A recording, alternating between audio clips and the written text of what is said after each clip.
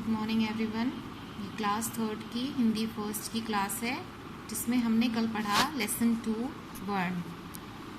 वर्ण यानी भाषा की सबसे छोटी ध्वनि जिसके और टुकड़े नहीं किए जा सकते हैं, और वर्णों के प्रकार जिसमें इसमें कुल 44 वर्ण होते हैं, जिसे 2 हिस्सों में बांटा गया है, स्वर और व्यंजन। स्वर जो कि संख्या में 11 होते हैं और व्यंजन जो कि संख्या में 33 होते हैं। इसके बाद हमने देखा कि बिना स्वर के हम कोई भी व्यंजन लिख और प्रयोग नहीं कर सकते।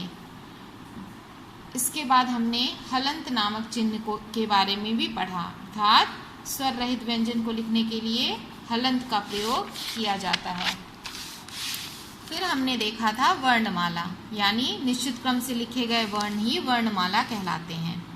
और वर्णमाला में दिए हुए वर्णों के अलावा हमने कुछ और वर्णों की जानकारी ली। अब आगे बढ़ते हैं कुछ ऐसे चिन्हों के बारे में जिनका हिंदी भाषा में जगह जगह पर प्रयोग दिखाई देता है।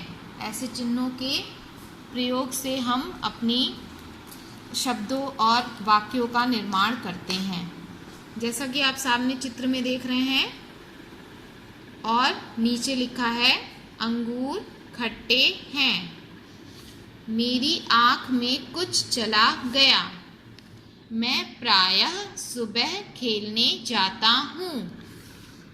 इन वाक्यों में आप शिरोरेखा के ऊपर एक बिंदी देख रहे हैं। अंगा, अनुस्वार, अनुनासिक और विसर्ग चिन्हों को आप देखिए। इन्हें हमने वर्णमाला में कहीं नहीं देखा। ये जो चिन्ह है वर्णों के ऊपर लगाए जाते हैं, और ये वाला चिन्ह वर्णों के दाईं ओर लगाया जाता है। ये ना तो स्वर हैं और ना ही व्यंजन। इन चिन्हों को, जो आप ये सामने चिन्ह देख रहे हैं, इसे अनुस्वार, इस चिन्ह को अनुनासिक, और जो वर्ण के दाईं ओर लगाया जाता है इसे विसर्ग कहते हैं। तो सामने आपने देखा कि अंगूर के ऊपर जो चिन्ह लगा है यानी अंगा, ये अनुस्वार है। मेरी आँख में कुछ चला गया, जो आप चंद्र बिंदु देख रहे हैं, ये अनुनासिक है। और मैं प्रायः सुबह खेलने जाता हूँ, इसे विसर्ग चिन्ह का नाम दिया गया है। तो वर्णमाला के अलावा आपने पढ़ा कि अनुस्वार, अनुनासिक और विसर्ग किसे कहते हैं, और इन चिन्हों का प्रयोग कहाँ और किस प्रकार से किया जाता है। ये ना तो स्वर हैं और ना ही व्यंजन। तो इस चिन्ह को अच्छे तरीके से देखिए।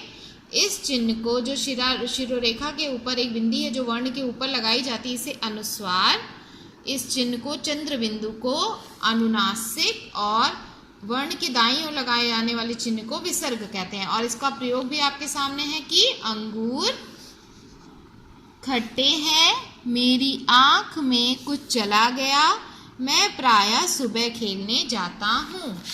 तो आपने देखा अनुस्वार, अनुनासिक और विसर्ग। अब है आपके सामने संयुक्त व्यंजन। आपके सामने है संयुक्त व्यंजन, यानी जो ऐसा व्यंजन जो 2 व्यंजनों से मिलकर बना है। छ, त्र, ज्ञ, श्र ऐसे व्यंजन हैं जो 2 व्यंजनों को मिलाकर बनते हैं, इन्हें संयुक्त व्यंजन कहते हैं। ये चारों ऐसे व्यंजन हैं जो 2 व्यंजनों को मिलाकर बनते हैं, इसीलिए इन्हें संयुक्त व्यंजन कहा जाता है। सामने आपके उदाहरण है अक्षय कुमार। इसमें ये जो छ दिया है वो क प्लस श से मिलकर बना है, जो बन गया छ।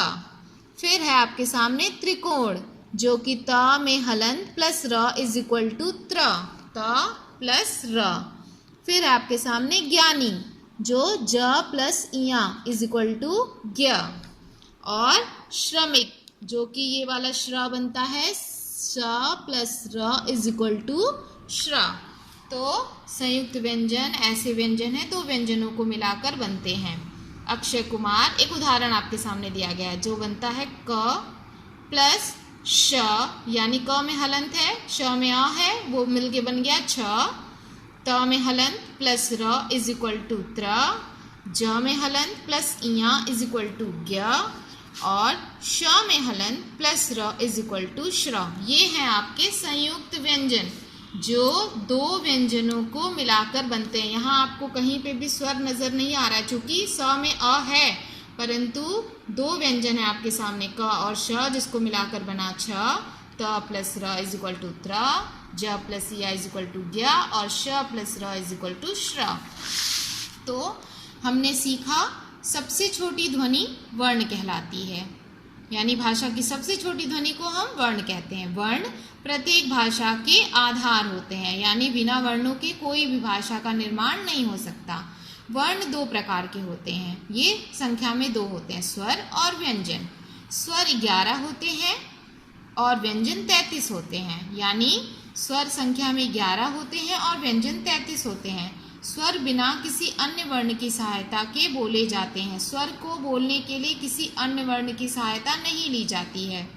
व्यंजन स्वरों की सहायता से बोले जाते हैं। व्यंजन हमेशा स्वरों की सहायता से बोले जाते हैं। एक से अधिक वर्णों से मिले बने व्यंजन संयुक्त व्यंजन कहलाते हैं, यानी जिन दो वर्णों को मिलाकर हम व्यंजन बनाते हैं वो संयुक्त व्यंजन है, परंतु ये सारे व्यंजनों को मिलाकर नहीं बन सकते। कुछ ही व्यंजन है जो अभी आपने देखा, आपके सामने 4 उदाहरण थे, छ, त्र, ज्ञ और श्र। तो बच्चों आप अपनी हिंदी फर्स्ट की कॉपी में लिखेंगे पाठ 2 वर्ण, और वर्ण की परिभाषा, भाषा की सबसे छोटी इकाई को वर्ण कहते हैं। फिर आप वर्णों के प्रकार लिखेंगे, स्वर लिखेंगे और व्यंजन लिखेंगे। स्वर और व्यंजन में आप इसे लिखेंगे जो कि आप पिछली क्लास में भी पढ़ चुके हो और आपको अच्छे से याद है। इसके बाद आप यहाँ से लेकर के यहाँ तक के पॉइंट अपनी कॉपी में लिखेंगे।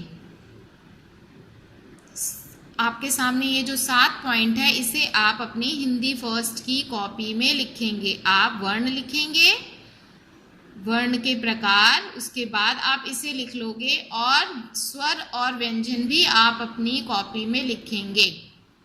स्वर और व्यंजन भी आप अपनी कॉपी में लिखेंगे। कल मैं इस पाठ से संबंधित अभ्यास कार्यों को आपको करवाऊंगी। Thank you.